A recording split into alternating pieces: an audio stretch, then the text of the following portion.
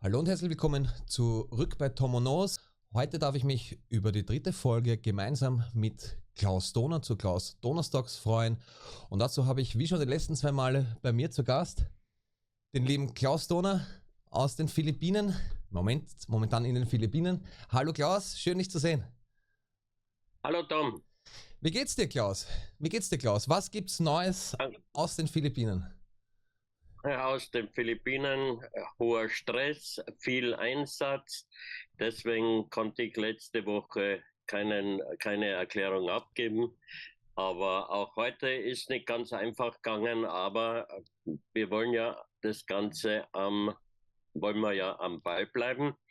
Heute möchte ich über meine Forschungen betreffend Riesen und Langschädel einige Erklärungen abgeben. Super. Und ja, ich glaube, du hast noch Fragen von einigen Zuhörern. Ja, dankenswerterweise an euch habt ihr Fragen in die YouTube-Kommentare gesetzt. Da würde ich gern mit dem Klaus kurz darauf eingehen.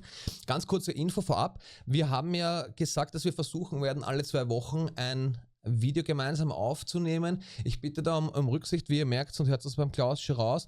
Der Klaus hat irrsinnig viel zu tun und ist sehr involviert in den Philippinen, deswegen kann es da zu zeitlichen Verzögerungen kommen, aber ich bin mir sicher, ihr habt's da Nachsicht, weil primär ist natürlich ein Klaus seine Forschung wichtig auf den Philippinen, dass er da vorankommt. Ja, es gab ein paar Fragen, ich werde die einfach vorlesen. Ja, Der User Flashback schreibt, vielen lieben Dank für diese Möglichkeit. 2 Fragen haben mich seit dem letzten Talk vor 6 Jahren immer wieder beschäftigt. Und zwar, was aus dem eventuellen Grab von Alexander dem Großen geworden ist, das mit den geschmolzenen Edelsteinen. Und zum anderen die Höhle in Mexiko, die noch verschollen war, mittlerweile geöffnet ist und ob dort auch solch seltsame Artefakte mit Bildnissen von Außerirdischen gefunden wurde. Liebe Grüße. Was sagst du dazu? was das Grab von Alexander betrifft, das ist nicht mein Projekt, da kann ich keine weiteren Informationen abgeben. Was die zweite Frage betrifft, die Höhle wurde noch nicht geöffnet, weil ich noch keine Zeit hatte, nach Mexiko zu fliegen. Die warten ja schon laufend auf mich. Die fragen mich alle 14 Tage, wann ich endlich komme, aber das wird sicher noch eine Weile dauern. Super. Ich glaube, der Name, für die das interessiert, das war, glaube ich, die Fidala Foundation, findet man es, glaube ich, im Internet, wenn man da wirklich Informationen irgendwie haben will. Ich glaube, da ist man am richtigen Platz. Dann Frage Nummer 2. Romana Schwabel Ja. schreibt, super Sendung, danke Tom. Frage, hat Herr Doner schon mit Dr. Heinrich Kusch zusammengearbeitet? Wäre interessant, wie viele Parallelen die beiden gefunden haben weltweit. Sprich, wo die Puzzleteile zusammenpassen. Ja, ich arbeite mit Herrn Professor Kusch zusammen. Wir tauschen Informationen aus und es gibt schon einige Überlappungen, aber da möchte ich nicht Professor Kusch vorgreifen. Mhm. Sehr gut, sehr gut, sehr gut. Ja, wir hatten schon mal gequatscht sozusagen, aber es ist halt immer ein, ja, ein Zeitproblem, dass man auch mit den unterschiedlichen Zeitzonen da zusammenkommt. Ich werde auf jeden Fall versuchen, wenn du wieder in Österreich bist, wann auch immer das sein wird, dass wir da auf jeden Fall dann ein Treffen mit dem Dr. Heinrich Kusch organisieren können, dass man das mal physisch austauschen kann. Also Auf jeden drückt Fall. uns die Daumen, dass das recht bald passiert mal. Dann, Zeitgeistmanager fragt, danke für das Video. Wann und wo ist die Ausstellung von Klaus Doner? Danke sehr. Also grundsätzlich gab es einige Fragen, die gehört haben oder vernommen haben anhand des Videos, dass da eine Ausstellung geplant ist. Was kannst du da dazu sagen, Klaus?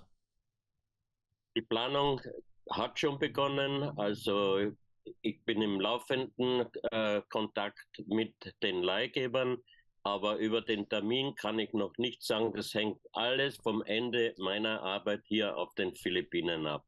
Weil dann muss ich sowieso wegen Leihgaben nach Mexiko, nach Ecuador, nach Kolumbien, nach Peru. Also Super. bitte um Geduld noch. Alles hängt hier vom Ende meiner Arbeit hier auf den Philippinen ab. Wir werden euch auf jeden Fall Bescheid geben, also sofern ihr die YouTube-Kanäle hier verfolgt und abonniert habt, werdet ihr es auf jeden Fall, oder im Newsletter zum Beispiel, werdet ihr es auf jeden Fall mitbekommen.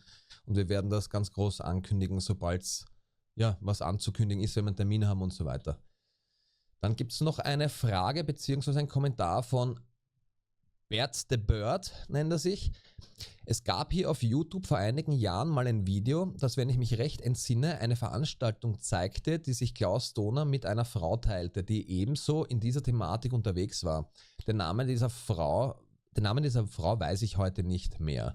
Ich erinnere mich aber gut, dass sie einige Objekte vorstellte, die Darstellungen von Flugobjekten im Hintergrund zeigten, in Verbindung mit einer im Vordergrund stehenden Frau, die ein Kind auf den Arm hielt. Neben dieser Frau hockte ein Hund oder Wolf. Es gab hiervon, wie gesagt, mehrere Darstellungen. Sie alle haben mich sehr beeindruckt. Leider ist mir nicht mehr erinnerlich, wie der Name der Frau war, die diesen Vortrag hielt, oder wie das gesamte Video hieß. Vielleicht weiß hier jemand mehr darüber. Über einen Tipp würde ich mich sehr freuen. Ich bin mir nicht sicher, ist das das mit Nassim Haramein mit der Sabine Glocker gemeint gewesen? Hast du das in Erinnerung noch? Ja, aber da war sicher keine Frau mit einem Hund und einem Kind. Richtig. Ich bin mir da jetzt auch nicht sicher, welches Video er genau meint. Na, Egal. Na, vielleicht ich glaube kannst nicht, dass es damals der Vortrag mit Nassim Haramein war. Denn dieser Vortrag wurde ja von der Frau Sabine Glocker organisiert in Saarbrücken. Richtig. Und da habe ich Bilder aus Mexiko gezeigt. Und diese Bilder sind eben von Potosi, wo eben diese ungeöffneten 2 Höhlen noch sind. Richtig. Aber vielleicht kann der Bert unter dem Kommentar noch was dazu schreiben. Vielleicht können wir ihn dann unterstützen, dass wir das richtige Video finden, was er meint. Dann habe ich noch eine letzte Frage. Kapitän Flauschbart. Kennt ihr die Arbeit eines David Talbot, Thunderbolts of the Gods? Da geht es viel um die Archetypen in vorantiken Schriften und Bildnissen. Da gibt es sicher Punkte zum Andocken. Und wie steht's um die jüngsten Funde von Herrn Dr. Kusch aus Österreich? Er sprach von Datierungen jenseits der 60.000er Jahre in einigen Fällen.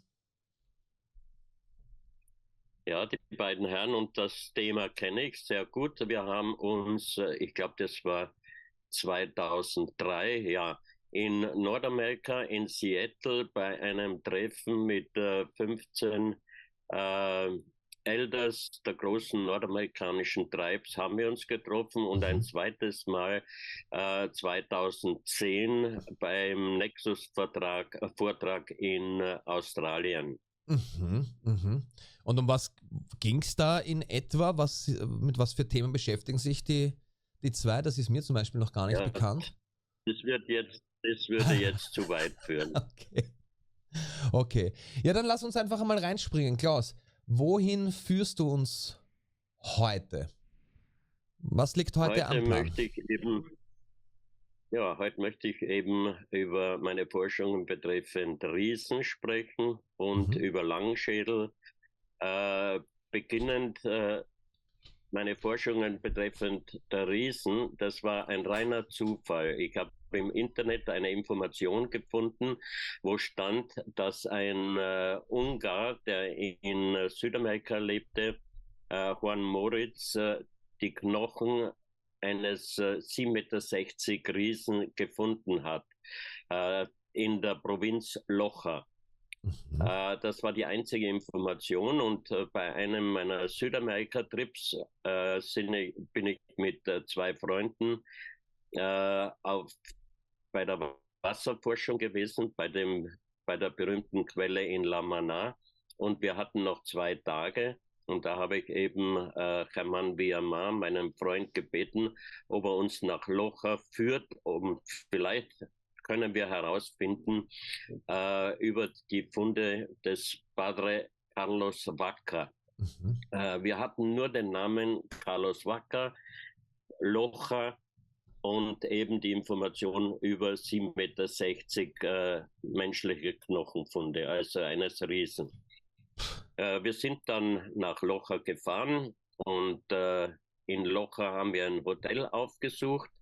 Das Hotel, das wir wollten, fanden wir nicht, also blieben wir einfach beim nächsten Hotel stehen und haben dort eingecheckt und wir haben uns dann frisch gemacht und wollten dann Abendessen und ich bin heruntergekommen in die Lobby und habe dann die Sekretärin, also an der Front, also Concierge, habe ich gefragt, ob sie einen Pater Carlos Wacker kennt. Und sie hat gesagt, nein, hat sie noch nie gehört.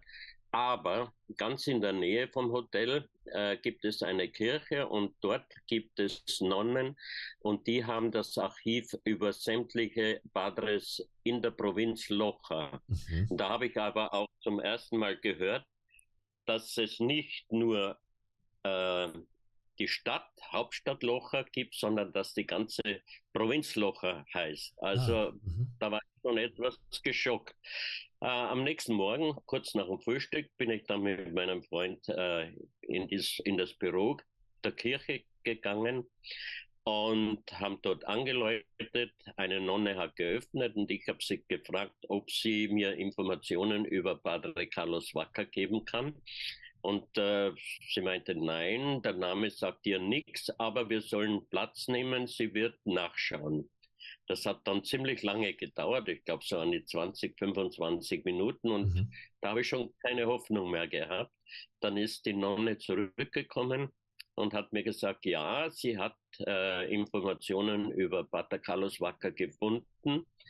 Er hat im Krankenhaus, im großen Krankenhaus in der Stadt als Priester gearbeitet, aber sie muss uns die traurige Information geben, auf den Tag genau einen Monat vorher ist der Pater Carlos Wacker verstorben. Ja.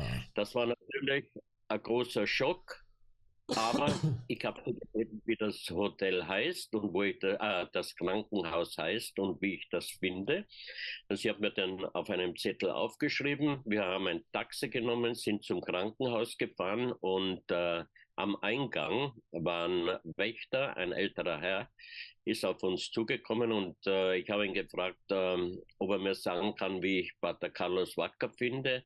Und er hat auch gemeint, ja, der Padre ist vor genau einem Monat verstorben. Ich habe gesagt, ja, das weiß ich, aber kann er mir sagen, wo der Padre gewohnt hat? Vielleicht, dass ich dort Informationen bekomme. Und dann, da standen mindestens so an die 30 Taxis in einer Reihe und der Wächter hat zu den Taxis geschaut und hat gemeint dann, der Fahrer vom ersten Taxi hat den Padre immer nach Hause gebracht. Also da sind wir sofort zu dem Taxi hingestürmt, also ins Auto gestiegen und ich habe dann nur gesagt, zum Haus vom Padre Carlos Wacker. Der ist dann sofort losgefahren und etwas außerhalb der Stadt war ein einzelnes Haus. Dort ist er stehen geblieben.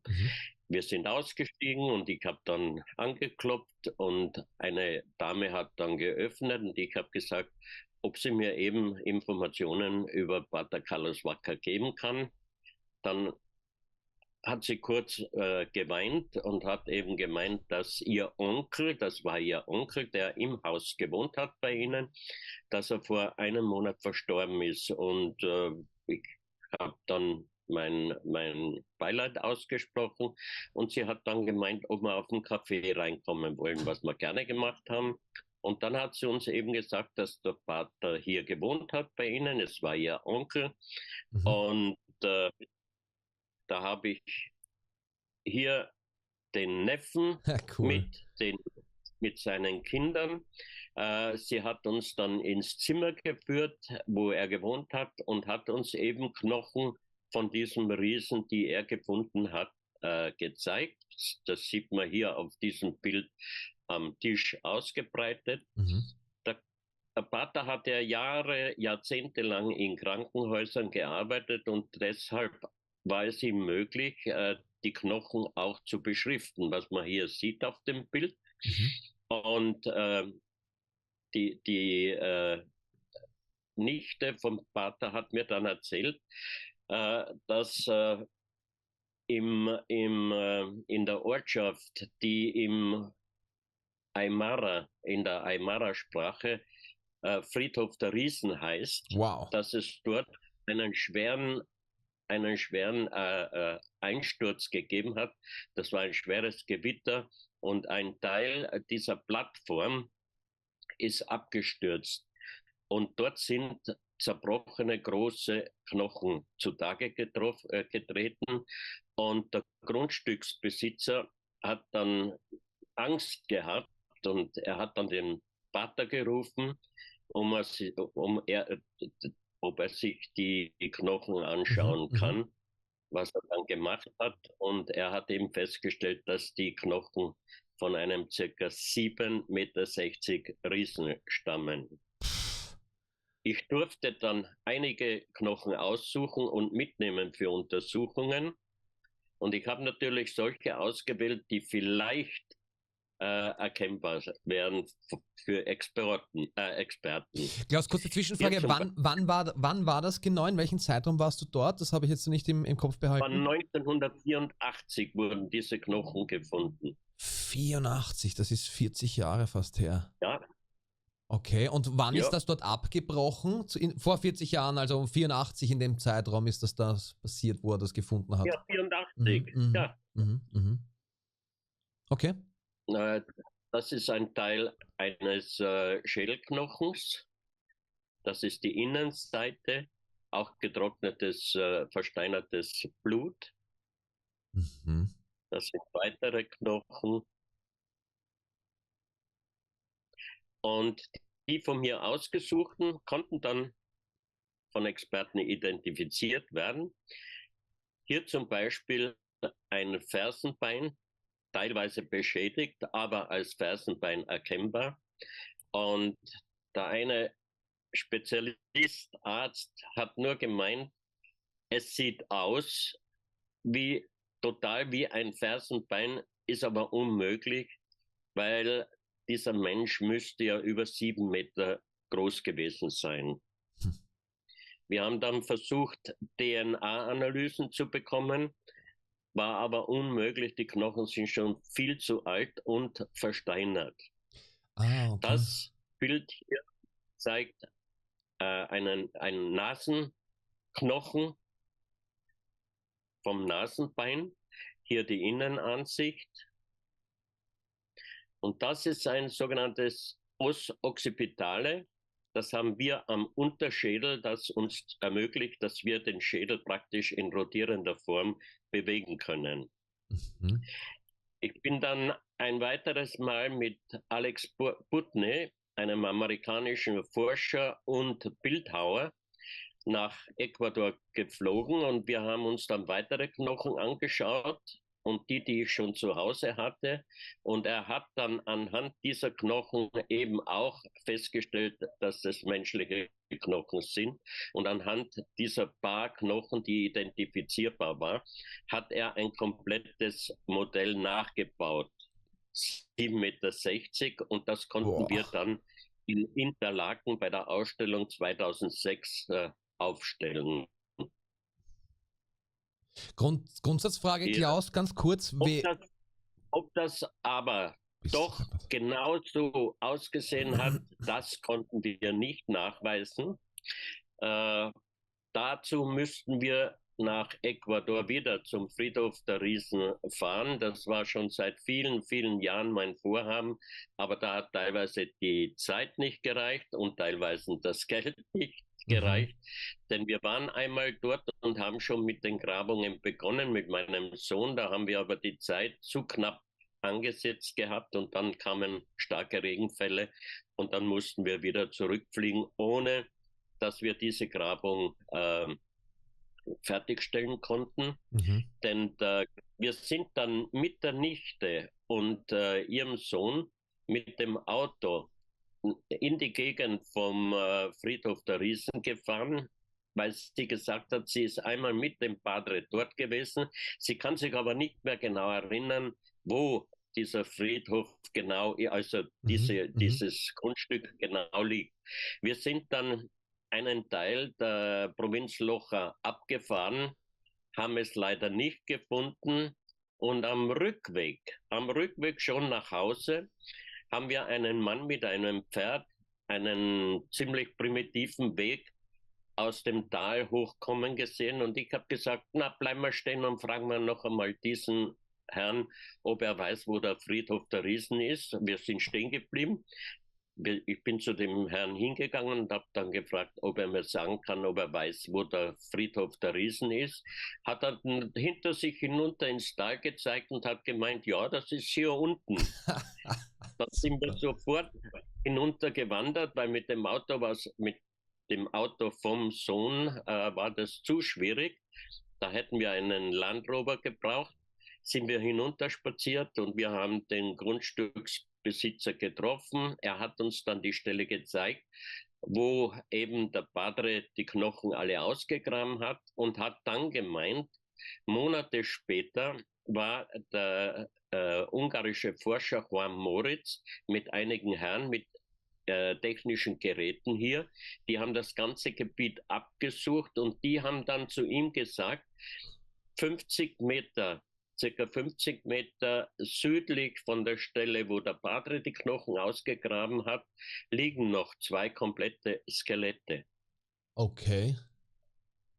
Die er ausgraben wollte, ist aber dann bei einem Unfall tödlich verunglückt und konnte das deshalb nicht mehr machen. Und mit meinem Sohn war ich dann einmal dort mit Hermann Villamar, unserem Freund.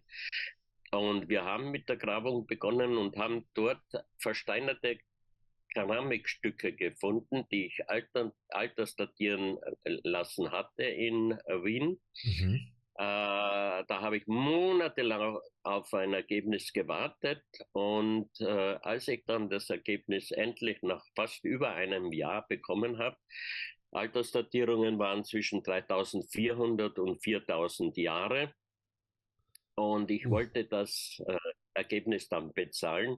Und der dortige Spezialist hat mir eben gesagt, weil es so lange gedauert hat, verlangt er nichts. Was für mich etwas komisch war. Erstens einmal, dass das so lange gedauert hat und zweitens, dass dann kein Geld verlangt wurde. Mhm. Also das war schon etwas suspekt und ich glaube auch nicht, dass die Altersdatierung nur 3400 oder 4000 Jahre waren. Denn die Knochen, die waren total versteinert und sind sicher älter als 4000 Jahre. Kurze Frage zu dem, wenn Knochen versteinern, weißt du, in was für einen Zeitraum wir uns dann bewegen, wenn die zu versteinern beginnen und kann man die dann gar nicht mehr analysieren? Das heißt, wenn es versteinert sind, gibt es dann keine Möglichkeit mehr. Wir haben versucht, über einen Experten DNA-Proben zu entnehmen. Es war komplett unmöglich. Mhm. Das heißt, dass die Knochen schon zu alt waren. Und die Versteinerung ist nur dann möglich. Das hängt in erster Linie vom Erdreich ab, wo die Knochen gelagert wurden. Dass da kein Wasser dazu kam, das haben wir auch beim Graben bemerkt, denn das war sehr viel Lehm dort. Mhm. Also das war wasserdicht abgeschlossen und dann hängt es auch von den chemischen Elementen im Erdreich ab, ob Knochen überhaupt versteinern oder ob sie zerfallen komplett. Mhm. Mhm. Vielleicht, wie lange das dauert, das kann ich nicht sagen. Und du hast noch manche Stücke hast du noch in Besitz sozusagen oder manche versteinerte Knochen oder Tests? Habe ich zu Hause noch, ja, die habe ich noch zu Hause. Weil mir gerade kommt, vielleicht haben wir Glück und es hört jemand mit, der jemanden kennt, der jemanden kennt. Das können wir aufgeben, denn ich habe den österreichischen DNA-Experten gehabt. Ah, okay. Also wenn der keine DNA-Spuren mehr findet, dann glaube ich auch nicht, dass wir jemanden finden, der das machen kann. Okay. Dennoch, solltet ihr irgendwelche Leute kennen, die auch solche Untersuchungen machen, ist ein Grundsatzthema, ihr werdet es wahrscheinlich von Sendung zu Sendung hören. Ich war vorletzte Woche auch, habe ich mich mit einem Professor getroffen, da ging es aber um spezielle Metalllegierungen. Das heißt, ein Plan ist, dass wir unsere Netzwerke speziell in verschiedenen Analysethemen und so weiter ausbauen. Das heißt, wenn ihr Kontakte habt zu einer Uni, zu Forschungsinstituten oder Privatleute kennt oder so, dann schickt uns bitte eine E-Mail an help@whoknows.me beziehungsweise schreibt es in den Kommentaren, weil wir versuchen da hier ein breites Netzwerk aufzubauen. dann auch schon später für die Ausstellung natürlich, dass wir vorher ein breites Netzwerk haben, um Dinge analysieren zu können, was oft nicht so leicht ist. Das ist ganz bestimmt nicht leicht, denn der größte Teil der Wissenschaftler lehnt es komplett ab, mit solchen Artefakten überhaupt in Verbindung gesetzt werden. Ja. Und da gibt es auch genug Beispiele, was mit Wissenschaftlern passiert ist, die das gemacht haben, die dann von Kollegen total untergriffig angegriffen wurden, und teilweise gibt es Sachen wie Virginia Steen McIntyre, eine Archäologin, die ihren Job verloren hat, weil sie eben bewiesen hat, dass in Südamerika, in Mexiko, menschliche Ansiedlungen 250.000 Jahre alt waren. Die hat den Job verloren an der Universität und hat seitdem nie mehr wieder einen offiziellen Auftrag erhalten. Also es ist gefährlich, und es hat auch schon wirklich schlimme Angriffe an Professor Kusch gegeben. Die Motivationskurve für neue Wissenschaftler, die uns da helfen wollen, dürfte jetzt nicht so hoch sein nach dem Intro. Man muss immer ein bisschen aufpassen, glaube ich. Ich habe auch mit dem Doktor da gesprochen, oder mehrfachen Doktor. Bei denen ist eher... Keine Namen, Nein. Ich habe Wissenschaftler gefunden, auch Ärzte, die mir Untersuchungen gemacht haben, die aber gebeten haben, ihren Namen nicht zu nennen. Und das war immer mein größtes Hindernis, weil wenn ich angegriffen wurde, hat es geheißen, na ja, wir hatten das dann untersucht. Ja. Dann musste ich ihnen sagen, das habe ich versprochen, dass ich die Namen nicht nenne. Ja, wir wissen schon was.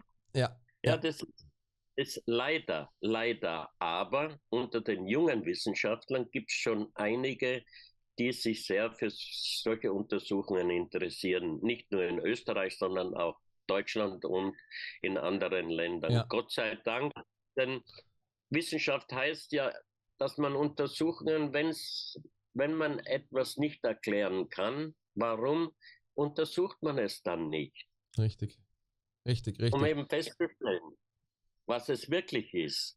Um festzustellen, ob es noch möglich ist, DNA-Analysen zu bekommen. Wir haben es wirklich versucht.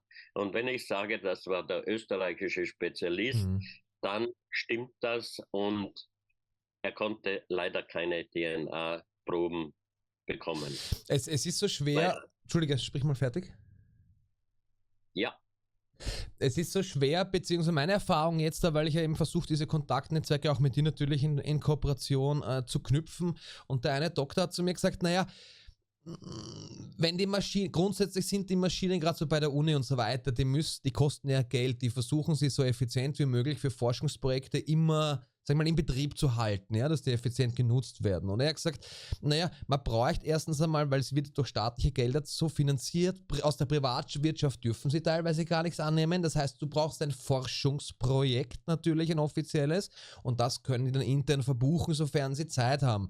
Und da fangen die Probleme schon einmal an, ja. Ich kann zu keiner Universität gehen und sagen, schaut her, ich habe dein Artefakt, gehaut das einmal in die Maschine, sondern du brauchst ja, weil Steuergelder sind, ein offizielles Forschungsprojekt oder zu forschendes Projekt, und dann muss das dort abgesegnet werden und geht dann seinen Lauf und so weiter. Und da fangen die Probleme schon an. Das heißt, im Best Case bräuchte man irgendeinen aus dem Privatsektor, eine Firma oder ein Museum oder wie auch immer, die da kooperiert. Und dann ist wieder das, was du sagtest, ne? Mit den alten Narrativen und so tun sich die schwer. Und selbst wenn sie es machen, machen sie es vielleicht, weil es interessiert. Aber da steht dann nicht das Siegel drauf von der Uni oder von der Firma und sagen, wir haben das überprüft und das sind die Ergebnisse. Du siehst das auch an diesen Alienkörper, die peruanischen, die da im mexikanischen Parlament veröffentlicht worden sind. Die Wissenschaftler, die diese DNA-Analysen, diese ganzen MRTs, CTs und alles mögliche dort gemacht haben, werden einmal gleich als erstes targetiert, so von wegen alles Humbug und die reden alle Scheiße.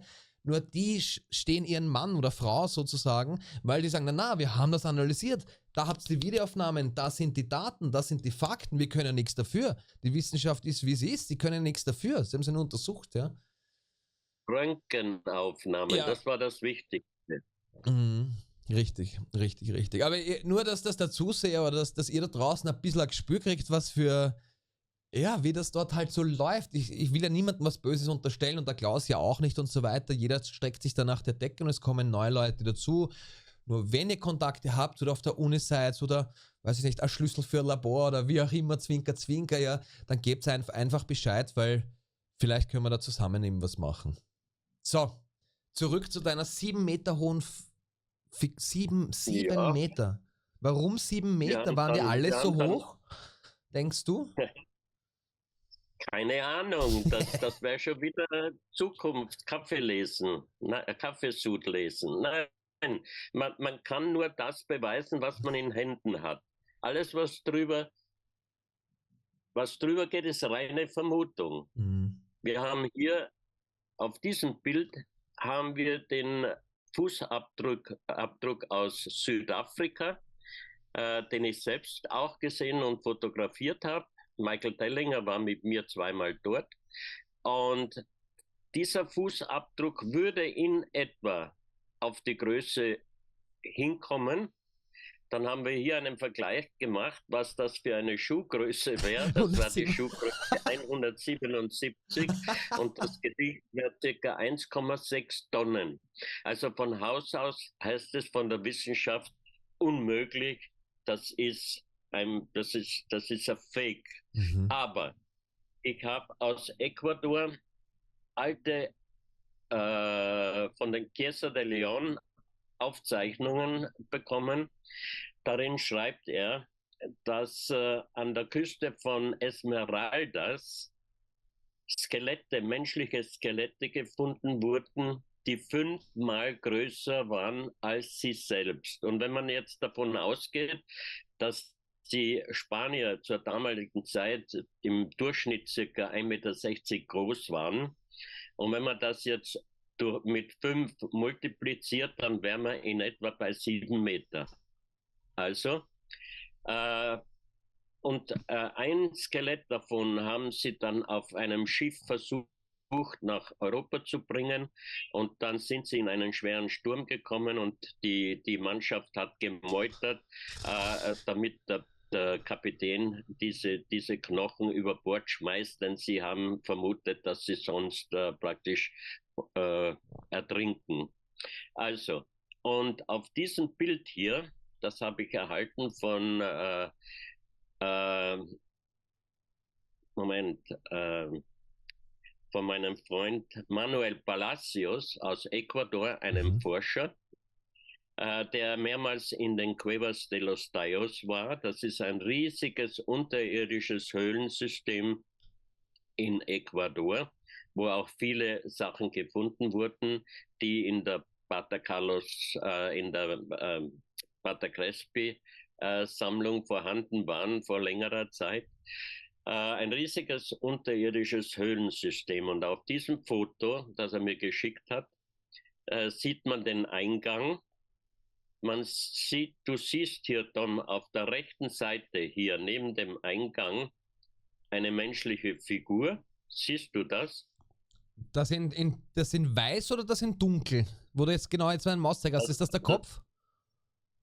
Das ist der Kopf, das ist der Körper, das sind die Beine, habe ich gedacht. Aber als ich dann Manuel gefragt habe, hat er mir mitgeteilt, nein, das Dunkle hier auf der linken Seite davon, zwischen Eingang und der Bemalung, die ich gedacht habe, dass das ein Mensch ist, das ist aber eine Zeichnung. Malerei. Hier links davon, das ist ein Mensch. Und wenn man jetzt die Verhältnisse sieht vom Menschen und diesem Bild und dem Eingang, dann macht das natürlich alles einen Sinn. Was war da? Absolut. Was war da drinnen? Oder ist das erforscht worden, diese Höhle, oder was da? Nicht ganz. Es hat eine Forschung gegeben, offiziell mit britischem und ecuadorianischem Militär. Es wurde gesagt, dass nichts gefunden wurde. Ich habe aber einen Ecuadorianer kennengelernt, der mit dabei war und der aber nur an der Oberfläche Wache stehen musste und der aber gesagt hat, dass viele Holzkisten an die Oberfläche gebracht wurde und weggebracht wurde. Aber offiziell wurde nichts gefunden.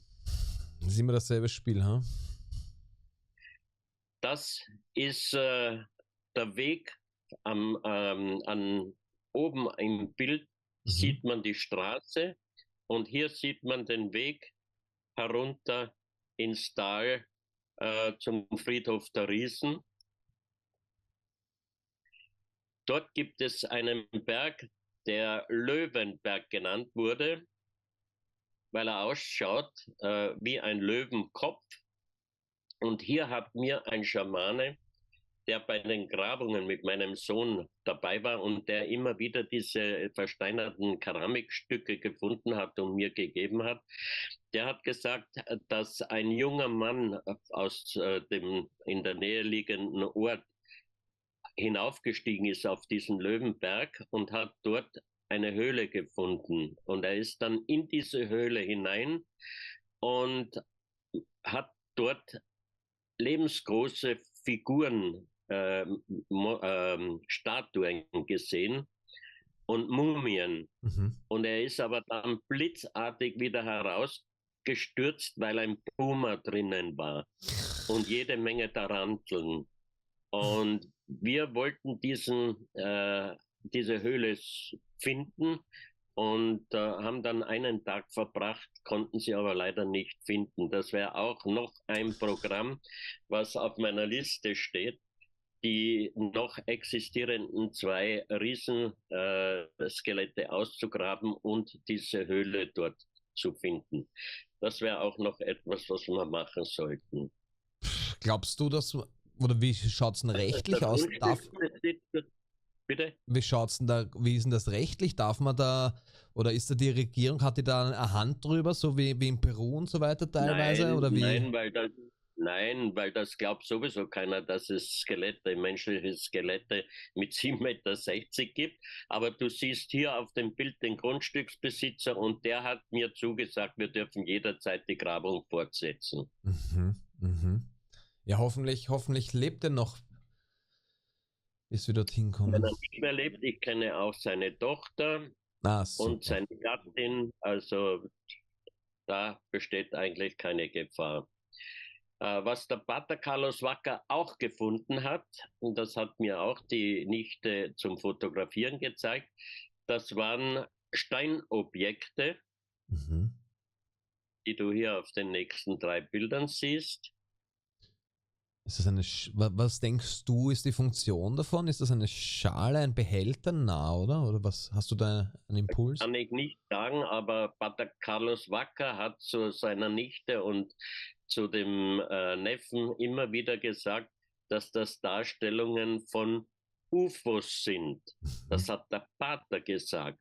Das haben mir die Nichte und der Neffe erzählt. Denn dort wurden immer wieder Sichtungen gemacht und dort gibt es 2 Leute, das hat mir der Schamane erzählt, die in einer bestimmten Stelle im Tal verschwunden sind und circa 30 Kilometer weiter auf einmal dort waren und Schwierigkeiten hatten, wieder nach Hause zu kommen. Das wäre zum Beispiel eine parallele Situation mit Aussagen, die praktisch aus Vorau gemacht wurden, dass dort auch ein Pater und ein Pater und eine junge Frau auf einmal viele Kilometer weiter wieder erschienen sind. Also interessante Geschichten. Also es gibt schon einige Parallelitäten. Und was er auch gefunden hat, das war eine Flüssigkeit, mit denen er Steine weich machen konnte. Was? Steine weich machen? Eine Flüssigkeit. Okay. Ja. Habt ihr das damals gleich getestet an irgendwas? Hat es euch gezeigt oder nur das Flascherl gezeigt? Nein, ich habe das mitbekommen von der Nichte und habe es in Deutschland untersuchen lassen. Und es ist eine Mischung aus Pflanzen. Okay. Pflanzenmischung. Es gibt auch Vögel, die mit Pflanzen im Felsen praktisch Löcher machen können. Also das heißt, ein Pflanzensaft, der Stein weich machen kann. Mhm. Mhm. Dann im Museum in Cuenca haben wir gefunden ein Steinbeil, das 70 Zentimeter lang ist. Wir haben ein Seil darum gebunden hier, denn man konnte genau hier sehen, wo Abnützungserscheinungen sind. Das heißt, dass dieses Seil wirklich nicht dieses Seil, sondern ein Seil um dieses Beil geschlungen war zum Befestigen. Offiziell ist das ein Zeremonialbeil, aber wir haben Vergleiche angestellt mit existierenden Steinbeilen und diesem, wir kommen wieder auf die circa 5-fache Vergrößerung. Ne? Mhm. Also sprich, wenn ich über 7 Meter groß bin, dann kann ich dieses Steinbeil definitiv benutzen. Aber für einen normalen Menschen unmöglich, viel zu schwer. Wir hatten es auch in Wien in der Ausstellung. Dann Schaut lustig weitere aus. übergroße Steinbeile. Dazu eine Information aus Marokko, dass man hunderte überdimensionale Steinbeile gefunden hat. Mhm. Dann hier ein Zeitungsausschnitt über diesen menschlichen Fußabdruck aus Südafrika. Der ist in der Wand, also der ist senkrecht in der Wand quasi. Ja, die Vermutung ist, dass es dort eine Verschiebung durch Erdbeben, eine Verschiebung gegeben hat. Okay. Weil du siehst ja dort, wo er die Hand zum Beispiel hält, oben, also jetzt angenommen, das wäre weich und man steigt rein, schiebt sich ja das Material nach vorne und beim vorigen Bild, was du gehabt hast, Ja. siehst du ja oben, oder wo du jetzt deine Hand hältst, oben diesen Gupf, ne? Quasi bei der großen Zechen. Ja, die Zehenabdrücke, natürlich. Der Ja. Michael, geil. Super Das Bild. ist mit Michael Dellinger. Hier noch einmal Michael Dellinger im Museum. Und hier ein Vergleich von einem Oberschenkelknochen, links davon ein normal großer menschlicher Oberschenkelknochen und rechts davon ein Teil eines gefundenen, auch sehr, sehr alten menschlichen Oberschenkelknochen. Anhand dieser Größenvergleiche müsste dieser Mensch auch circa 4 Meter groß gewesen sein. Boah, die Kugel ist riesig. Also das ist ja die Kugel, die im Ja, Becken dann sitzt, ne? Nach meinem ja, Verständnis. Bist du gescheit, okay. Aber auch versteinert wieder, ne? Keine Chance für.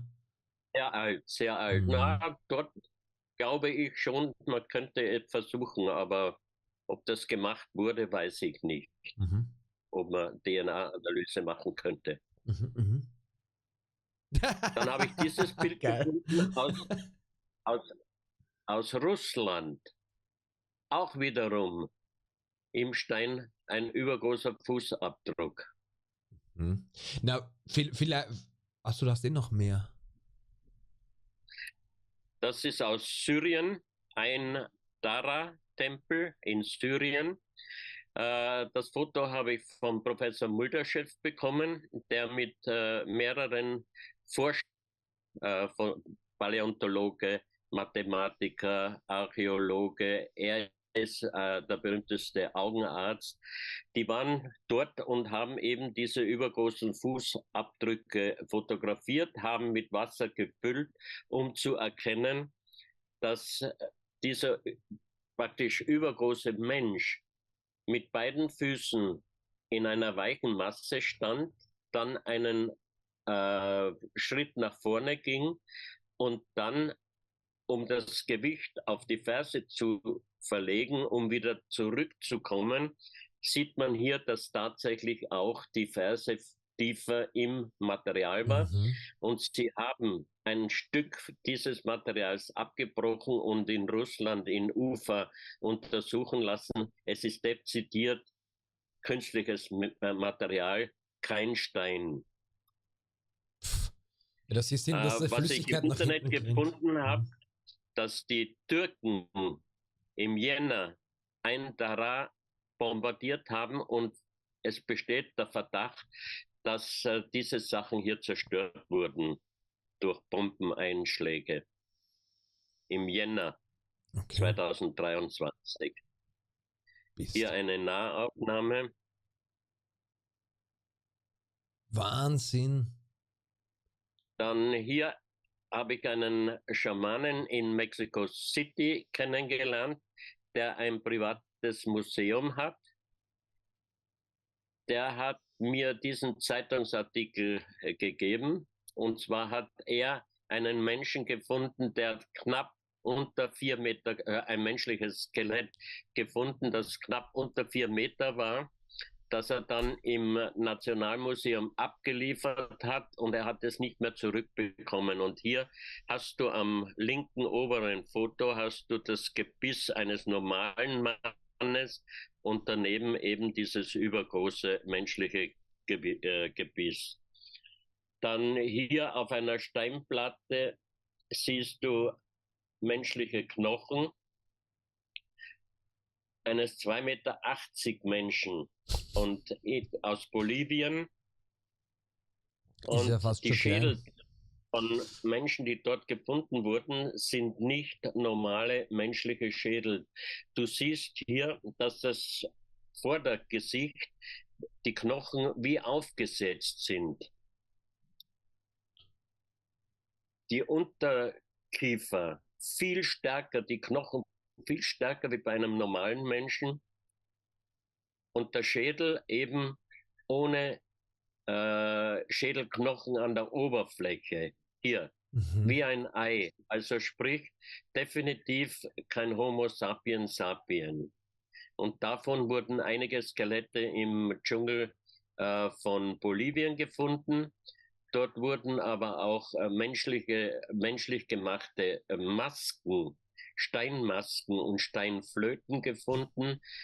Ich hatte einige dieser Steinmasken in der Ausstellung in Wien und mir ist aufgefallen, dass man praktisch mit den beiden Augen nicht durch die Maske schauen kann.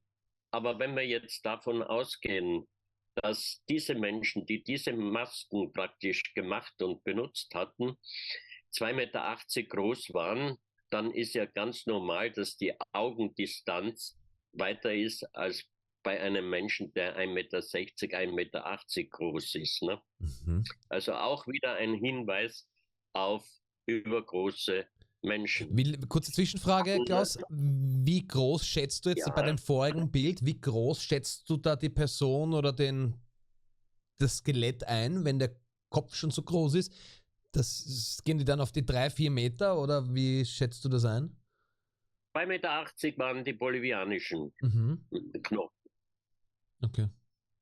Die haben ja ganze Skelette gefunden. Die konnten ja messen, wie groß die Skelette waren. Bei diesen Langschädel gibt es da auch, geht das in die Richtung auch?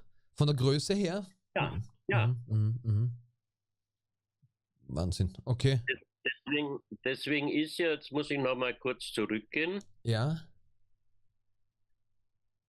Ah ja, da hast du es. Ja, darum sieht man ja hier das Gesicht hier, der Knochen. Ja. Sieht ja aus wie aufgesetzt. Ja, weil es ganz weiß ist im Vergleich zum restlichen Schädel oder was das da ist, ne? Ja.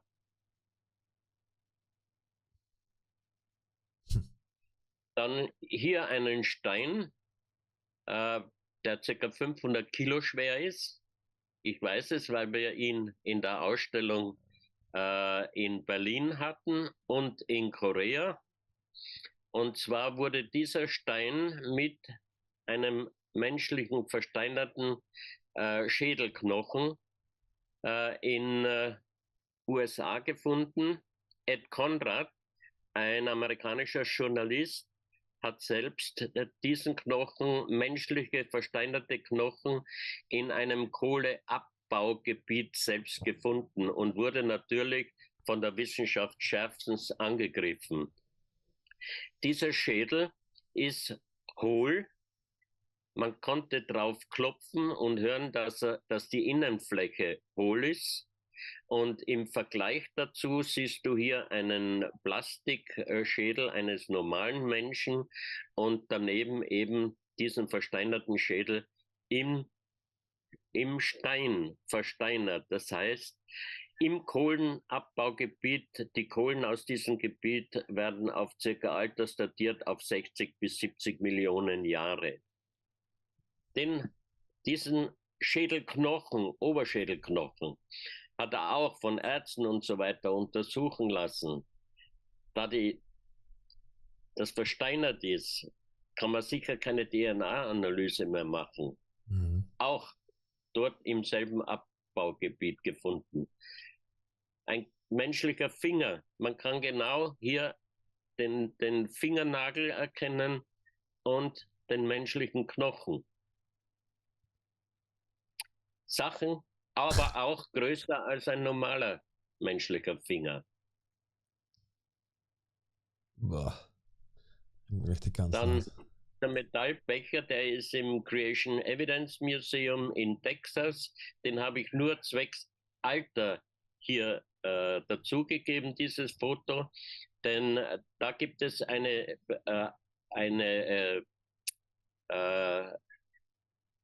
unterschriebene Erklärung des Menschen, der diesen Becher in einem riesen Kohlestück, den er zerbrochen hat, drinnen gefunden hat. Und du kannst sehen hier, dass das Metall durch die Versteinerung angegriffen wurde. Also, dass es Stellen gibt, es kleine. Dieser Metallbecher wurde eben in Kohle gefunden, diese Kohle aus dem Abbaugebiet auch über 60, 70 Millionen Jahre. Also das sind alles Sachen, die es einfach nicht geben darf, nicht geben kann, weil es dazu keine Erklärungen gibt.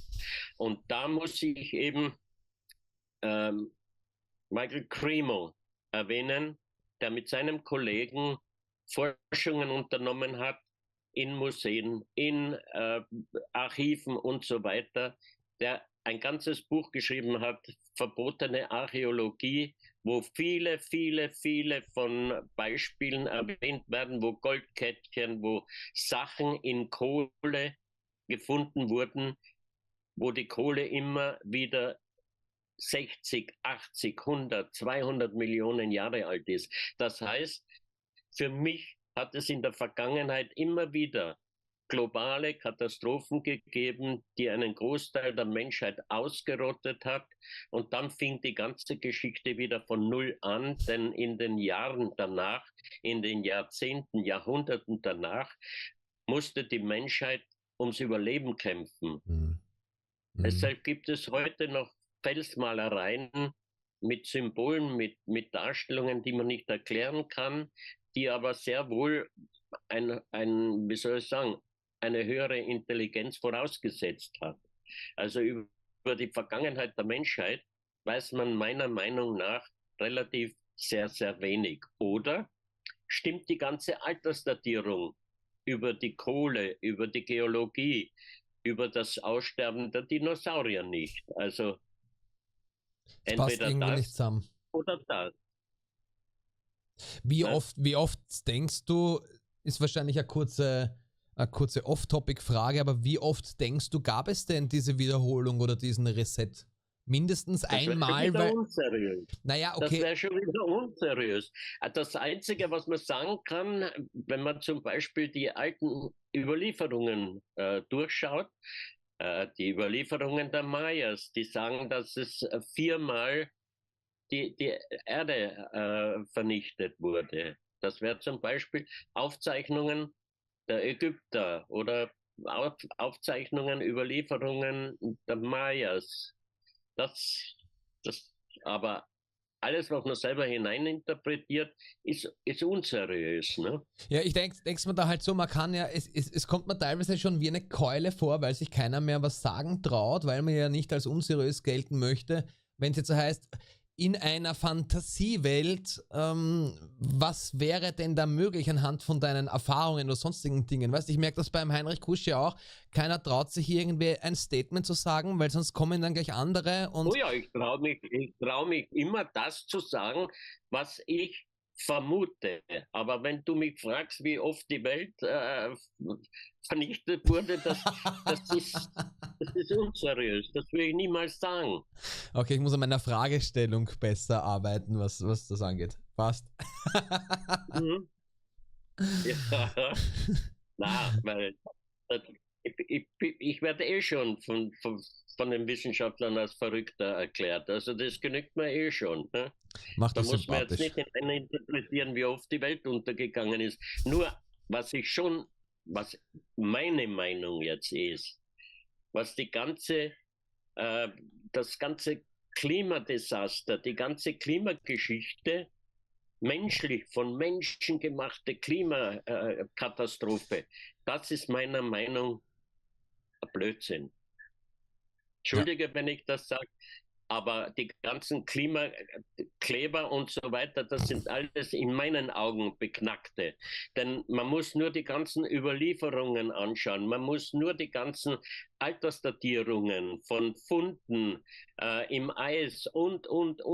Wissenschaftler, die sich trauen, auch diese Ergebnisse zu erwähnen. Ja. Ich glaube, die ganze Klimageschichte ist eine Geldgeschichte. Wie macht man große Kohle? Ja. Was jetzt dann nicht heißen soll, dass wir jetzt da den Mensch jetzt, sag ich mal, in Schutz nehmen, dass wir nicht den Planeten verdrecken und kaputt machen an gewisserlei Ort. Das ist ja damit gar nicht gemeint, richtig? Also um das geht's ja gar nicht. Aber der große Zyklus oder diese großen Veränderungen, die ja, wie du sagst, in der Geschichte mehrfach beschrieben worden sind, angedeutet sind und so weiter, ja. Selbst der Putin, und das wissen die wenigsten, weil das dann komplett zensiert haben, hat vor 3 oder 4 Jahren mal bei einer Pressekonferenz gesagt, da haben sie ihn fett attackiert deswegen. Er hat gemeint, diese ganzen klimatischen Veränderungen, das sind kosmische Zyklen und wir können rein gar nichts daran ändern. Er hat da einmal so 1, 2 Sätze losgelassen. Ich will jetzt wieder nicht Putin in Schutz nehmen und diese Geschichten, wisst ihr? Das ist eine schwierige Geschichte immer, ja. Was wir aber meiner Meinung nach schon gut machen in Österreich und in Deutschland und in einigen anderen Ländern, im Gegensatz zu einigen asiatischen oder afrikanischen Ländern oder auch südamerikanischen Ländern, um auf die Umwelt zu schauen. Wir trennen in Österreich die ganzen Abfälle und so weiter.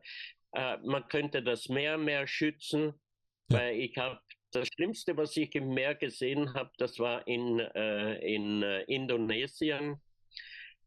Die Flüsse mit Plastikflaschen, mit Sachen, das Meer zum Teil. Wir sind mit einem Boot mindestens 2 Kilometer durch Plastikmüll in Indonesien gefahren. Also diese Sachen zerstören Tiere, Fische.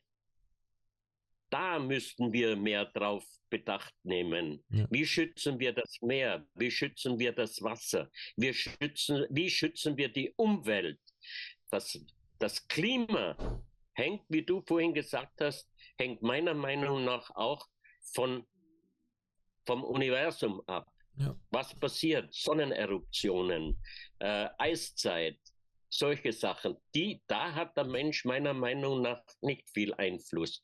Aber die Sauberkeit vom Wasser, von der Natur, nicht ganze Wälder abbrennen, nur damit dann die Grundstücke verkauft werden können. Da hat der Mensch vollkommen Schuld. Ja. Und da müsste viel mehr gemacht werden. Aber das Klima als solches, wenn wir in Europa das Klima schützen, aber in China und anderen Ländern wird an einem Tag mehr hinausgepulvert, als wir im ganzen Jahr praktisch schützen. Wo ist das dann? Ich glaube, da machen wir ein Fass jetzt auf, da können wir 3 Stunden drüber philosophieren, wo es herkommt oder wo es eben nicht herkommt. Ja. Fakt ist, also ich sage es immer so, für mich Bauchgefühl, es ist ja kein Faktum, es ist halt mein Gefühl einfach, ist die Erde und das, ich glaube wahrscheinlich das ganze Sonnensystem in klimatischen Geburtswehen, ja, weil es ist irgendwie nach meinen Recherchen, jedes Mal, wenn sich das Klima verändert hat, wir haben uns auch mit dem Flo damals angeschaut, wenn es diese 3 Grad-Sprünge gibt, ja, so wenn es wird warm, dann kommt auf einmal eine Eiszeit oder eine Mini-Eiszeit oder ein Polshift oder eine Magnetpolbewegung zumindest. Also es dürfte sich da was wiederholen und wir sind, glaube ich, mittendrin oder kurz vorm, Grande Finale oder wie auch immer wir das nennen wollen. Aber gut. So schlimm. Ich sehe das nicht so schlimm. Ich meine es positiv. Aber Ich meine es positiv. die finanziellen Mittel sollten mehr in die Umwelt gehen, in die Umwelt. Die müssten wir viel mehr schützen. Ja, die Tiere viel mehr schützen. Ja, vollkommen dafür. Das ist ein altes Foto aus dem Museum in Malta. Und da siehst du längliche Schädel, die an der Schädeloberfläche nur eine Querverbindung haben, ganz anders als beim Homo sapiens sapiens, dass sie viel länger sind, dass dieser Mensch auch größer als ein heute normal 1,80 m Mensch sein musste, also praktisch Riese. Und mein Freund Adriano Forgione aus Italien, der ist dann mit einem Kamerateam ins Museum gegangen. Zuerst hat man gemeint eben, dass es die Schädel nicht gibt. Da hat er dann das alte Foto gezeigt und dann hat man gesucht und im Endeffekt hat man solche Schädel gefunden. Hier auf der linken Seite Adriano Forgione und daneben der Kurator aus dem Museum. Hier der Vergleich eines normalen Schädels und du siehst, Tom, die Oberfläche ist länglich nach hinten und hat nur eine Querverbindung an der Schädeloberfläche. Dann ein anderer Riesenvergleich, also Hinweis auf Riesen, Sardinien. Hier bin ich im Eingang eines Riesengrabes. Ich habe mich dort da war ich auch mit Adriano Forgione, waren wir eine Woche unterwegs. Wir haben uns viele dieser Riesengräber angeschaut und alte Männer in einer kleinen Ortschaft haben mir und Adriano erzählt, dass kurz vor dem Zweiten Weltkrieg Militär aus diesen Riesengräbern übergroße menschliche Skelette geborgen und abtransportiert haben. Hier das Innere eines dieser Riesengräber. Hier ein zerfallenes. Viele dieser Gräber im Landesinneren haben wir gefunden. Boah. Hier ein weiteres. Der Eingang ganz klein, damit quasi die Seele reisen konnte. Und Altersdatierungen hier, Original-Altersdatierungen circa 2.500 Jahre. Nur, das Foto habe ich auch vom Adriano Forgione bekommen. Hier eines dieser Riesengräber unter der Meeresoberfläche. Das heißt, es muss zumindest älter sein als angegeben, denn zum damaligen Zeitpunkt muss diese Stelle an der Erdoberfläche gelegen haben. Also meiner Meinung nach viele tausend Jahre. Vermutlich 10.000 Jahre. Dann hier ein Daumenknochen, der in Israel gefunden wurde, von Ron Wyatt. Im Vergleich mit einem normalen Daumenknochen. Also auch dieser Mensch muss 3,5 bis 4 Meter groß gewesen sein. Und man findet auch in der Bibel Stellen über Riesen. Dann hier Fußabdrücke, die in Australien gemacht wurden, also mit Gips ausgefüllt. Dann hier 2,80 Meter bis 3 Meter große Skelette aus USA. Sind die untersucht worden oder warst du da irgendwie involviert? Bitte? Sind die untersucht worden, die vorigen Bilder von den Skeletten? Warst du da involviert? Oder weißt du wie? Nein, okay. Die wurden von Freunden von mir gefunden. In Utah. Dann habe ich hunderte Zeitungsberichte bekommen von 1870, 1880 bis 1925, 30 herauf, wo immer wieder über Riesenskelettfunde in USA berichtet wurde. Also wenn man in einer Zeitung oder vielleicht 2, 3 Zeitungen mal über 4 Meter große, 3,80 Meter große, 3,50 Meter, 2,50 Meter Skelette und nicht nur einzeln, sondern mehrere berichtet wird, dann könnte man sagen, okay, vielleicht eine Zeitungsente. Aber es gibt Hunderte und immer wieder wurde beschrieben, dass die Skelette ins Smithsonian Institution gebracht wurde. Und Wayne Deloria, leider ist er auch vor einigen Jahren verstorben, war ein doppelter Professor. Er war der Initiator des Marsches der nordamerikanischen Indianer auf Washington, Mitinitiator. Er war nordamerikanischer Abstammung nordamerikanischer Indianer, war doppelter Professor, hat viele Bücher geschrieben und er hat mir auch gesagt, dass sie geforscht haben, dass viele dieser Skelette von ihren heiligen Plätzen, von ihren spirituellen Plätzen auch weggenommen wurden und ins Smithsonian Institution gebracht wurden und dass es das Gerücht gibt, dass eine komplette Schiffsladung solcher Objekte im Ozean versenkt wurden. Dann dieser Fußabdruck eines Menschen, der auch über 2,50 Meter groß war, wurde im Biloxi River ausgegraben. Parallel dazu wurden Dinosaurierabdrücke gefunden. Dann noch ein kleiner Mensch aus Marokko. Dieser menschliche Schädel, der die Größe eines Apfels hat und auch versteinert ist, wurde in einem Gebiet mit Fossilien gefunden, wurde auch geröntgt und ist nicht ein Affenschädel, sondern ein menschlicher Schädel. Okay. Und das berühmte Wesen aus der Atacama-Wüste, das hatten wir in Berlin in der Ausstellung. Hier einige Mikroaufnahmen meines Sohnes. Wann habt ihr das gefunden? Das ist ja schon lange her, oder? Ihr habt das ja, war es einer der ersten, die da... Das wurde auch vor ca. 30 Jahren in der Wüste Atacama gefunden und ist heute im Besitz eines Spaniers. Die Fingerknochen ganz anders. Hat nur 10 Rippen anstelle von 12 Rippen, menschliche Rippen.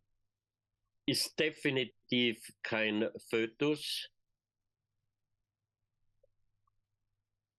Das sind super Aufnahmen.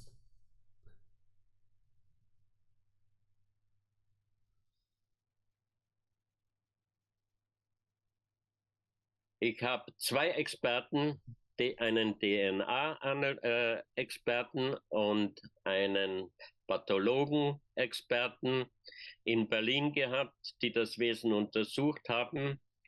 Der DNA-Experte meinte, er müsste aus dem Schädelknochenteil entnehmen, was der Besitzer und ich abgelehnt haben, denn ich wollte das auch nicht.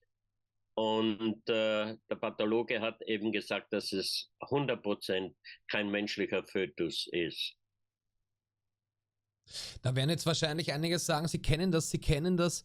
Da gab es doch auch, ich meine, Jahre später, nachdem ihr das, glaube ich, entdeckt habt oder erforscht habt, hat ja, glaube ich, Stephen Greer dann eine Dokumentation gemacht, die, glaube ich, auf Netflix oder sowas. Stephen Greer hat dann Jahre nach unserer Untersuchung, Jahre danach, hat er die Erlaubnis bekommen vom Besitzer, eben aus dem Hinterschädel Bruchstücke herauszunehmen für DNA-Analysen.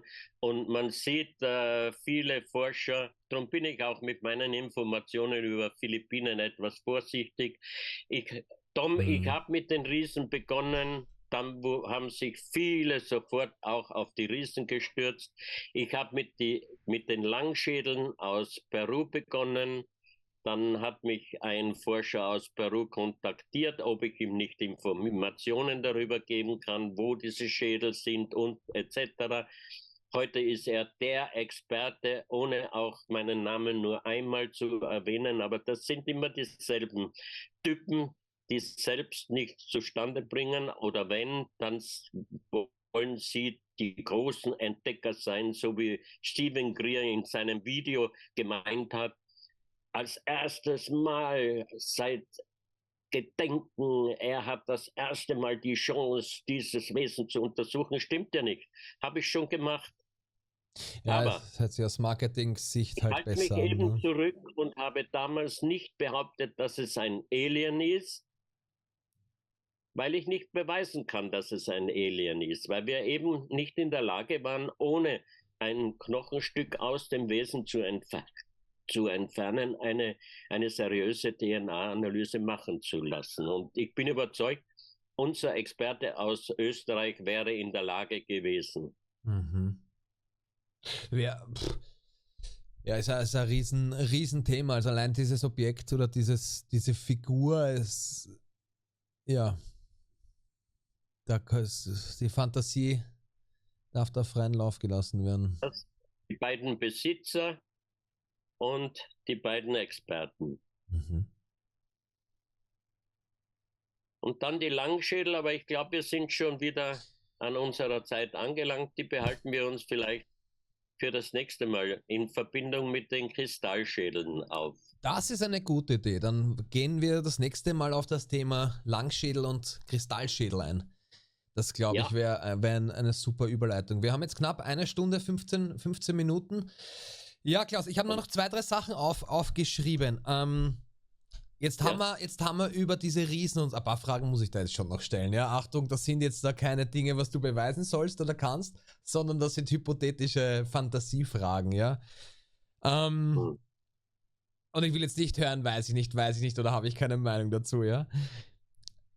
Denkst du, waren das auf der ganzen, weil es, wie es für mich den Anschein hat, sind weltweit ja überall Riesen oder jene, die größer sind als wir. Denkst du, waren das überall dieselben? Gab es da verschiedene Kulturen? Denkst du, das ist dieselbe Kultur gewesen weltweit? Es gibt Hinweise auf teilweise globale Verbindungen oder globale Existenz. Ja. Aber genaue Beweise gibt es eben noch nicht. Mhm. Also es kann das eine sein oder es kann das andere sein oder es können beide sein. Mhm. Mhm. Wo denkst du, sind die hergekommen oder konntest du was in den Geschichtsbüchern dazu finden? Waren die immer schon da sozusagen? Oder sind die, weil, wenn du dir Es anschaust, gibt, die Nephilim und so weiter, das ist ja die Geschichte, die da quasi verbannt worden sind und haben sich dann mit den Menschen gepaart und dann kam die Flut und so. Es gibt ja überall dasselbe Art von rote Faden. Für mich ja, zumindestens. gibt es viele Erklärungen in dieser Richtung, auch in der Bibel zum Beispiel, auch im Koran zum Beispiel, auch im Popol Vuh, in der Mayas. Mhm. Also es gibt immer wieder die Erklärung über Riesen. Und Zum Beispiel in Pumapunku, in Bolivien, diese unglaublichen Steinbauten, ja. wie die spanischen Konquistadoren dort angekommen sind und die Einheimischen gefragt haben, ob sie das alles gebaut haben, haben die gemeint, nein, das waren die Riesen.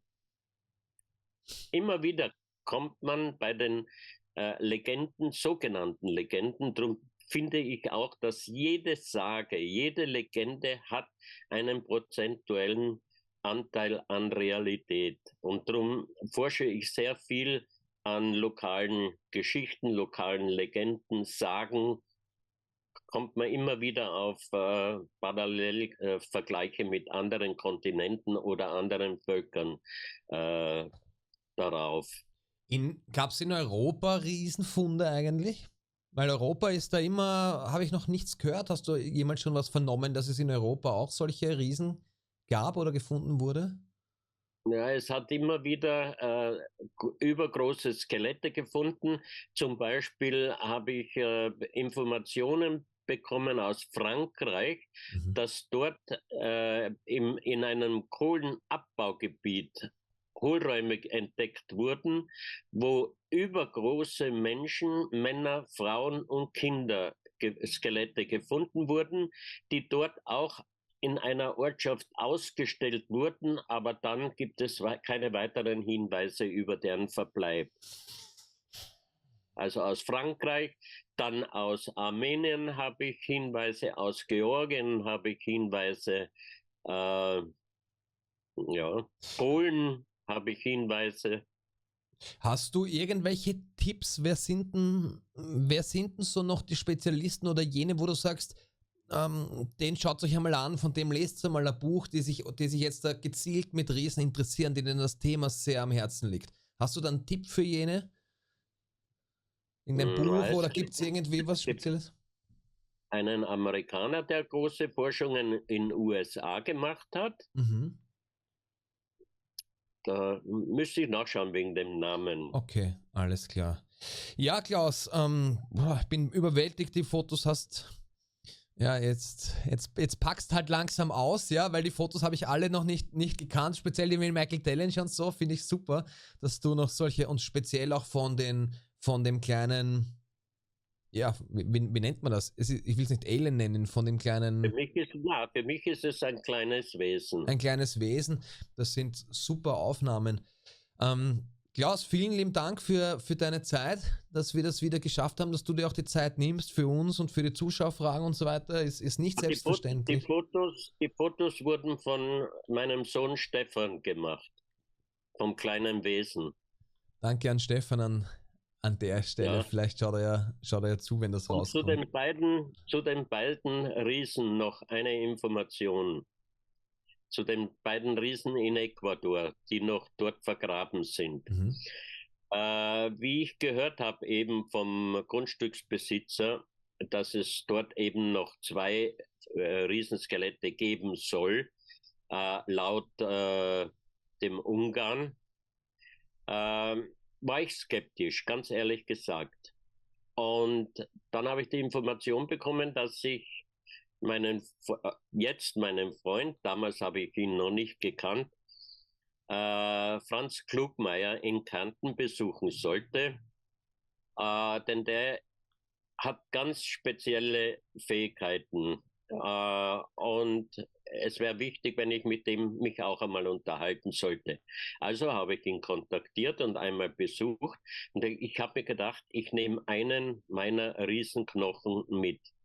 Und zwar einen, wo man eben nicht feststellen könnte, was es sein könnte. Das könnte ein Dinosaurierknochenteil sein, das könnte ein Höhlenbergknochen sein, egal was. Aber definitiv kann man nicht erkennen. Und ich habe den in meiner Tasche gehabt und ich habe mich mit Franz lange unterhalten über viele Objekte, Artefakte und so weiter. Und dann habe ich gesagt, Franz, ich habe noch etwas mitgebracht. Vielleicht kannst du mir sagen, was das sein könnte. Und ich habe den Knochen aus der Tasche genommen und habe ihm in die Hände gegeben. Tom, der hat 20 Sekunden auf den Knochen geschaut und da hat dann wörtlich gesagt, boah, der Mensch, der war über 7,50 Meter. Da wäre ich bald vom Stuhl gefallen. Ich schwöre da. Und jetzt kommt das Schärfste. Dann hat der Franz gesagt, und wo der Knochen gefunden wurde, 50 Meter nördlich, 50 Meter nördlich, da liegen noch 2 ganze Skelette. Und das war genau parallel, was mir der Grundstücksbesitzer gesagt hat. Und wie ich damals mit dem Stefan und mit dem Kaman Viamar dorthin gefahren bin, um eben die zwei auszugraben, habe ich den Grundstücksbesitzer gefragt, ob er mir nur einmal zeigen kann, wo die 2, wo der Ungar gesagt hat, wo die 2 liegen sollen. Ne? Wir sind zur Stelle hingegangen und dann habe ich gesagt, ja, das sind ungefähr 50 Meter. Ist das nördlich? Hat er gesagt, nein, südlich. Genau wie der Franz gesagt hat, 50 Meter südlich liegen noch 2 ganze Skelette. Also für mich ist der Franz ein unglaublich toller Mensch. Das heißt, wir haben nach wie vor noch einen Platz, wo wo diese Skelette vermutet werden. Jetzt werden wahrscheinlich alle sagen, na, wann geht's hin, wann geht's hin, wann geht's hin, wann geht's hin? Wir Ne? Was haben macht dort man, schon oder? gegraben. Wir haben dort schon gegraben mit Stefan, mit meinem Sohn, beziehungsweise 4 Leute aus der Ortschaft. Mit dem Schamanen haben wir schon begonnen. Nur hat es dann stark regnen begonnen.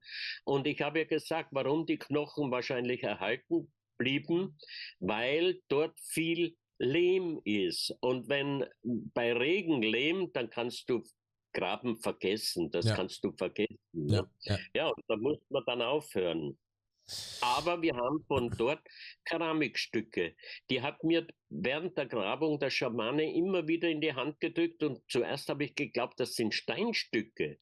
Und Okay. erst später habe ich dann gemerkt, dass das Keramikstücke waren, die an der Grabungsstelle dort gefunden wurden. Also sehr interessant. Der Grundstücksbesitzer hat jetzt da nicht irgendwie weitergemacht oder das weiter untersucht? Hatte da nicht die Kapazität? Oder die... Nein, er hat nie was gemacht. Der hat Riesenbammel, dort irgendwas in der Richtung zu machen, weil er und seine Frau haben praktisch, wie soll ich sagen, Geister gesehen dort in der Nähe des Hauses, die alle riesig waren. Ne? Die haben dort Angst zu graben. Ja, das kommt ja dann auch immer noch dazu, ne? Dass bei solchen Plätzen dann irgendwelche Dinge passieren, ja. Das ist nicht einfach so. Aufpassen. Da habe ich auch hier auf den Philippinen schon meine Erfahrungen gemacht. Magst du da kurz erzählen noch, bevor wir... Na. Okay. Das kommt alles erst später, wenn alles unter Dach und Fach ist. Genau, wir wollen ja da nicht zu viel oder zu früh etwas veröffentlichen. Wir haben uns rennt ja nichts davon. Klaus, vielen Dank für deine Zeit wieder. Wie gesagt, es ist nicht selbstverständlich. Danke, dass du dir die Zeit nimmst. Auch die Kommentare, ein herzliches Dank auch von allen Zusehern an dich. Ich weiß nicht, ob du die Kommentare gelesen hast in letzter Zeit. Die Menschen wertschätzen auf jeden Fall deine Zeit und deine Arbeit, die du da machst, für uns auch machst. Ich möchte mich an der Stelle auch für jene bedanken, die das Projekt unterstützen und die gespendet haben. Auf office@whoknows.me ist das PayPal-Konto.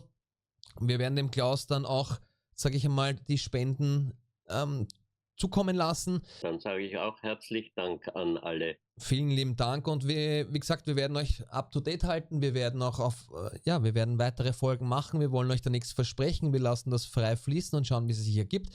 Dass der Klaus die Zeit und die Ruhe hat und die Motivation auch hat. Und bei mir ähnlich. Und dann schauen wir, was passiert in den nächsten Jahren. Ihr wisst, wir sind im Hintergrund weiter daran. Gott sei Dank, Tom, die Gesundheit ist super. Es gibt hier viel Fisch, viel Gemüse, viel Früchte, gute Luft, gute Temperatur für mich. Ich liebe die Wärme. Und wie gesagt, wir haben noch einiges vor. Es kommt wirklich noch Mexiko, die warten wirklich alle auf mich.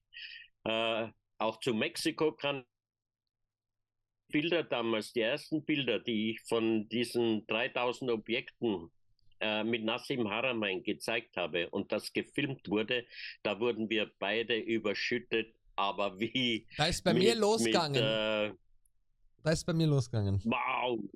Aber das Positive war, jetzt hat man auch Peru die Skelette, die Alien-Skelette gefunden.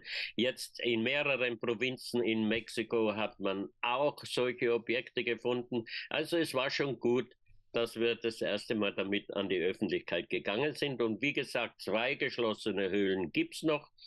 Die 2 Riesen gibt's noch. Also es gibt noch einiges zu tun. Und nachdem ich jetzt in 60 Meter tätig bin, da wird 4 bis 5 Meter bei den Riesen und vielleicht dieselbe Distanz, aber eben gerade hinein in Mexiko nicht das größte Problem sein.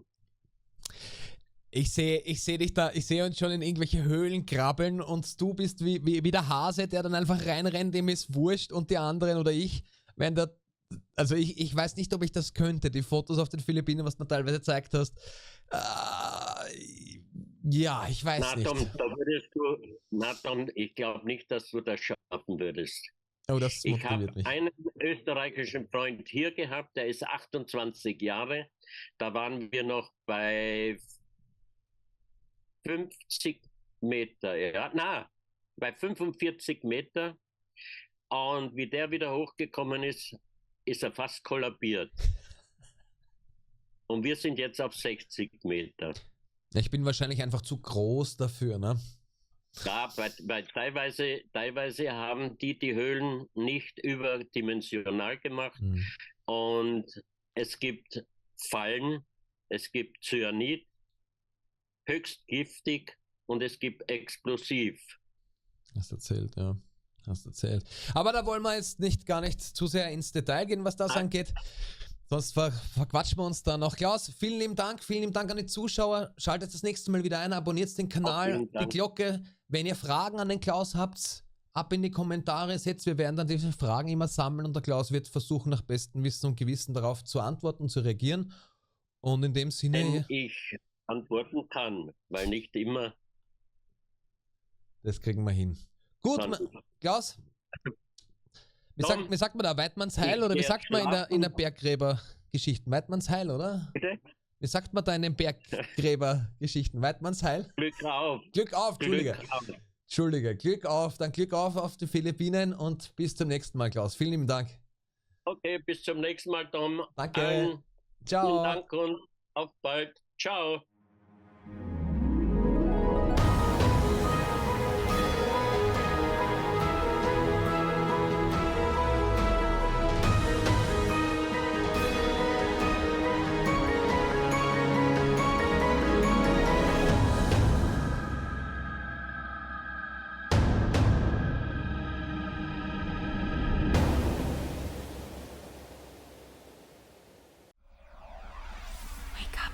And free your mind, inspired by the me and the you.